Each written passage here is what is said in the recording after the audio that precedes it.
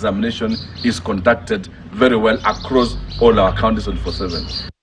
Briefly moving away from KCSE, 40 conservation stakeholders from 12 African countries are meeting in the country to discuss possible available funds to finance climate adaptation and mitigation projects.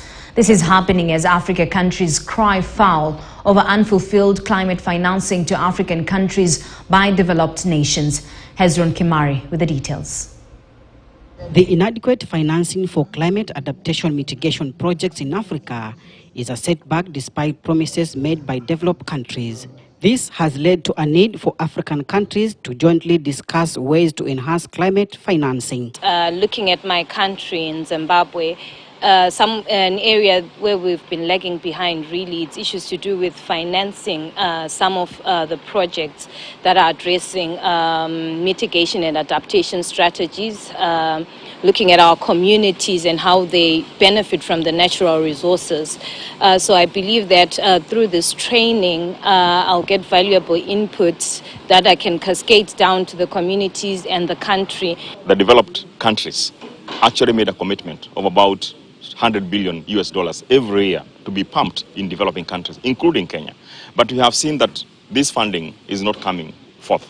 And therefore, African countries, including Kenya, are still struggling to use their own resources to deal with the issues of effects of climate change. This will enable the participants to first appreciate and know what these sources are, and secondly, to know how they can tap these resources. So there will be a session that will guide them carefully on how to develop project proposals. The stakeholders from 12 African countries will now be the key people in climate finance project proposal writing in their countries. It is aimed at developing a kind of a critical mass of African forest professionals, including some officers from the Kenya Forest Service and the government, to be able to understand how can we tap this global commitment of finances in terms of climate financing, and develop proposals that can be able to be subjected to other funding mechanisms like the GEF, which is Global Environment Facility, and others. And that is why we have the civil society organizations here represented,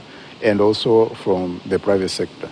And we do believe that if the private sector, civil society organizations, they work jointly with national governments and local governments, in a particular country, then they stand a better chance of getting some of these funds. However, the impossible requirements and regulations set up by the Climate Fund from developed nations are not making the easy task. The structures of getting this financing are also lengthy.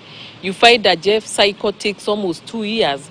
And when the money comes, it has a very highly regulated framework of expenditure, which limits the developing countries who may not have those capacities to meet the requirements. And therefore, as much as we want to develop bankable project proposals and even develop our competency, we also urging the developed countries to also live to their commitment. If you say you're going to be pumping $100 billion per year, let it be so. The workshop will be a new awakening for African countries in achieving their climate adaptation and mitigation measures. Hezron Kimari, KTN News.